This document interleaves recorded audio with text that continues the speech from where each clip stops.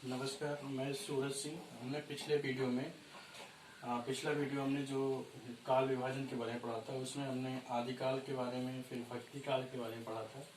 इसके बाद फिर उसके आगे हम आगे पढ़ेंगे आज की वीडियो में, उसके आगे का चैप्टर है। उसके बाद आता है रीति काल। रीति काल मतलब एक ऐसा काल, जिस तरह से आदिकाल आया, आदिकाल के बाद भक्ति काल आया जिसमें भक्ति पर बल दिया गया, उसी तरह से रीति काल आता है।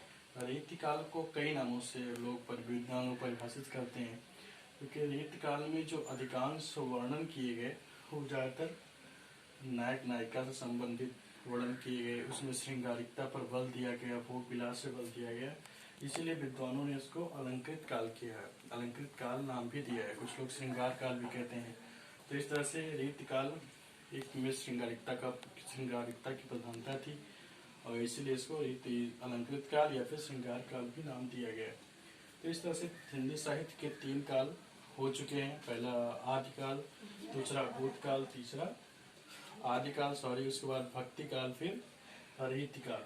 उसके बाद में फिर आता है जो सबसे बड़ा है, जो अभी तक भी चल रहा है उनके बीच में हिंदी साहित्य में, तो उसे हम कहते हैं आधुनिक काल।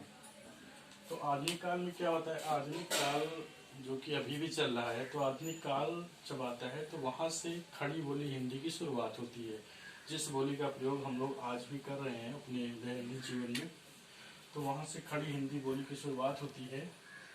तो इसके बारे में आधुनिक काल जो है कई भाग में बढ़ जाता है, तो एक एक करके हम उसका संक्षेप में अध्ययन करेंगे।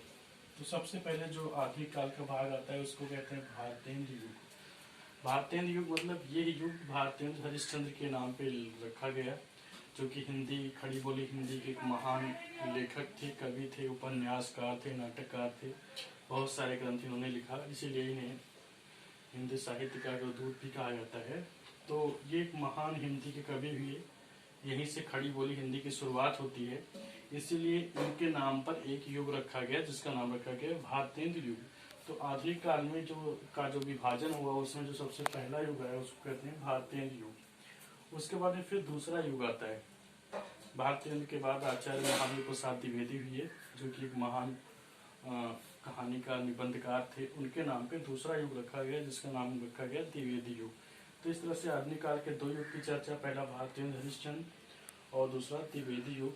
यहाँ से खड़ी बोली हिंदी द्विवेदी युग से हिंदी काव्य का, हिंदी पद्य का विकास होना शुरू हो जाता है। फिर उसके बाद में आता है छायावाद।